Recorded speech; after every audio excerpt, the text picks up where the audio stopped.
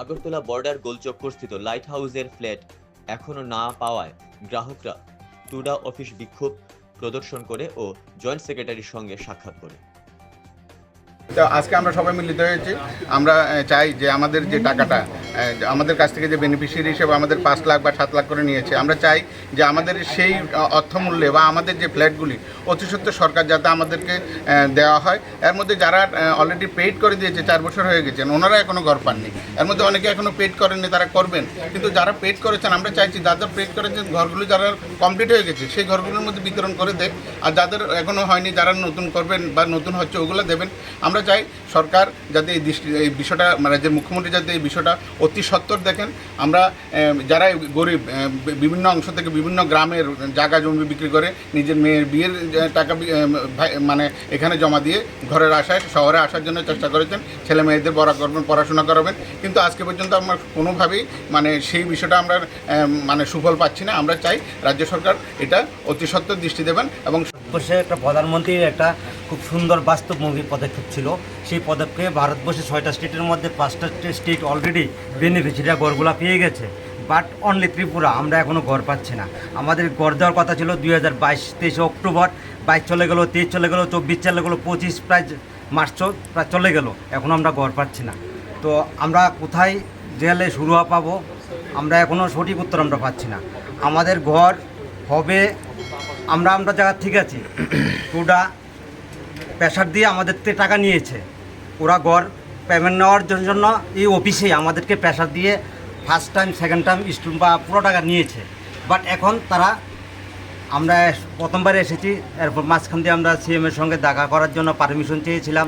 এখনও আমরা জানি যে আমাদের মাননীয় মুখ্যমন্ত্রী আমাদেরকে সময় দেবেন বা এই অফিস আমাদের কথা শুনবেন, আমরা যাতে আমাদের ঘরগুলো পাই।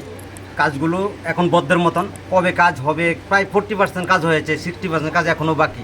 বাউন্ডারি ওয়াল, ডি ব্লক কাজ এখনও আরম্ভ হয়নি, স্যানিটেশন হয়নি, ইলেকট্রিসিটি হয়নি, পাওয়ার হয়নি, বা ওইখানে যে প্রাইমারি হেলথ সেন্টার ছিল ওইখানে কাজ আরম্ভ হয়নি, কোনো কিছু হয়নি। অঙ্গনওয়াড়ি সেন্টার বা পাম্পিং হেলথ সেন্টার, পিএইচ কোনো কিছু কাজ হয়নি। কাজ 30 থেকে 40% হয়েছে। ডি ব্লকের কাজ এখনও মাটির তলায়। হ্যাঁ, কয়েকটা ব্লক শুধু কাজ কমপ্লিট হয়েছে, ইনকমপ্লিট। তো আমরা চাই আমাদের ঘরগুলো যাতে তাড়াতাড়ি পাই, কারণ আমরা ঘরটা আগরতলা নিয়েছিলাম। আমাদের মা বাবা অসুস্থ হলে আগরতলা 1800, 2000, 3000 টাকা দিয়ে হোটেল থাকতে হয়। আমরা যাতে ইডাব্লিউএস ফ্যামিলি পরিবার আমরা যাতে ওইখানে ঘরটা পাই, আমাদের ছেলে মেয়েরা যাতে পড়াশোনা করতে পারে। আগরতলা এখানে অনেক আছে, 8000, 10,000 টাকা ভাড়া দিয়ে রামনগর ভাড়া নিয়ে ছেলে মেয়েদের পড়াশোনা করতে হয়। আমাদের আশা ছিল যে এই ঘরটা পেলে আমাদের ছেলে মেয়েরা আগরতলা রেখে পড়াশোনা করাতে পারবো, কিন্তু টাকাও গেল, ঘরও পাচ্ছি না, উল্টো আমাদের ভাড়ার টাকা চলে যাচ্ছে। তো আমাদের কাজটা যাতে মাননীয় মুখ্যমন্ত্রীর কাছে আমরা বিনম্রভাবে আবেদন রাখছি যে আমরা যে অতি সত্বর যাতে আমাদের ঘরগুলো কমপ্লিট করে আমাদেরকে বেনিফিশিয়ারিদেরকে হ্যান্ড ওভার করে দেওয়া হয়। হচ্ছে না, ইভেন আমাদেরকে পেপারও দেখিয়েছে 24 ডিসেম্বরে, কত তারিখ জানি, 2024-এ অ্যাপ্লিকেশন নাকি কোথায় দিয়েছে বলো সেন্ট্রালে, বলে ওইখান থেকে কোনো রেসপন্স পাচ্ছে না আমরা। তো আমরা কি করার, আমি যখনই দিল্লিতে যাই এটা নিয়ে কথা বলি, ডাইরেক্টর সাহেব আমাদেরকে বললো, আমি কথা বলি, কিন্তু ওরা কোনো রেসপন্স দিচ্ছে না, আমাদের কিছু আর করার নেই, ডাইরেক্ট বলে দিয়েছে আমাদেরকে। তারপরে আমরা সেক্রেটারি অফিসে গিয়ে অ্যাপ্লিকেশন দিলাম চিফ মিনিস্টারের সঙ্গে দেখা করার জন্য, কেন আমাদেরকে টাইম দিল না। প্রবলেম তো আছে, কিন্তু every problem has some solution, অবশ্যই, কিন্তু এটা আমাদের কালেক্টিভলি করতে হবে। তো আমি যা জানা আছে আমার পবিত্র ছিল, তারপরে একটু জায়গাটা একটু ড্যাম ছিল অনেক, নিচে ইয়ে করতে হয়েছে, এক্সট্রা অনেক কিছু লেগেছে। অ্যাকচুয়ালি হোয়াট এভার যে বাজেট ছিল, বাজেট অ্যাকচুয়ালি একটু ক্রস করেছে। ক্রস করার পরে তো তারপরে আবার তো টাকার ব্যাপার এসছে, তো সেই ডেফিনেটলি একটা, আর এই কনস্ট্রাকশন যে করছে এটা তো আমরা স্টেট গভর্নমেন্ট থেকে করছি না, এটা কেন্দ্রীয় একটা সংস্থা। তো সেইখানে এখন অ্যাকচুয়ালি কিছু টাকার কিছু ইস্যু আছে, যে আগে যে ছিল একটু বাজেট বেড়েছে, কারণ ইভেন টাইম যদি সময় পার হয়ে গেলে সব জিনিসের একটু রেট বেড়ে যায় অবশ্যই।